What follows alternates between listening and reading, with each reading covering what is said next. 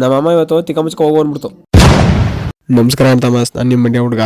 ಇವತ್ತು ಬೆಳಿಗ್ಗೆ ಎದ್ದು ರೆಡಿಯಾಗಿ ಹಾಸ್ಟೆಲ್ ಹಾಕಿದ್ ಮೇವು ತಿನ್ಕೊಂಡು ಕಾಲೇಜ್ಗೆ ಹೊರಟೆ. ಕ್ಲಾಸ್ ಮುಗಿಸ್ಕ ಆಚೆ ಬಂದೆ. ಕರೆಕ್ಟಾಗಿ ಪಾಠ ಹೆಸರು ಗೊತ್ತಿಲ್ಲ, ಆಲೆ ಸಿಲೆಬಸ್ ಮುಗ್ದೈತಂತೆ. ಆಮೇಲೆ ಹಾಸ್ಟೆಲ್ ಕಡೆ ಹೊರಟೆ. ಅಷ್ಟಲ್ಲೇ ಮನೆಯಿಂದ ಫೋನ್ ಮಾಡಿ ನಾನ್ ವೆಜ್ ಮಾಡಿದೀವಿ, ಮನೆಗೆ ಬಾ. ಹಂಗಂದ ತಕ್ಷಣ ರೆಡಿಯಾಗಿ ಬಸ್ ಸ್ಟ್ಯಾಂಡ್ ಕಡೆ ಬಂದ್ಬಿಟ್ಟೆ. ಸರ್ಕಾರದವರು ಫ್ರೀ ಬಸ್ ಒಂದು ಬಸ್ಸೇ ಇಲ್ಲ. ಆಮೇಲೆ ಬಸ್ ಬಂತು, ಬಸ್ ಹತ್ತಿ ಮಳವಳ್ಳಿಗೆ ಹೊರಟೆ. ಮಳವಳ್ಳಿ ಬಸ್ ಇಳಿದೆ. ಅಷ್ಟಲ್ಲೇ ನಮ್ಮೂರ್ ಬಸ್ ಹೊರಡ್ತಾಯ್ತು. ಕರೆಕ್ಟ್ ಟೈಮಿಗೆ ಬಂದೆ ಅಂತ ಬಸ್ ಹತ್ಬಿಟ್ಟೆ. ಕೂತ್ಕಂದ್ರೆ ಇವನು ನಮ್ಮ ಊರ್ ಬಂದ್ಮೇಲೆ ಬಸ್ ಇಳಿದು ನಮ್ಮ ಮನೆಗ್ ಬಂದೆ. Hi ma'am.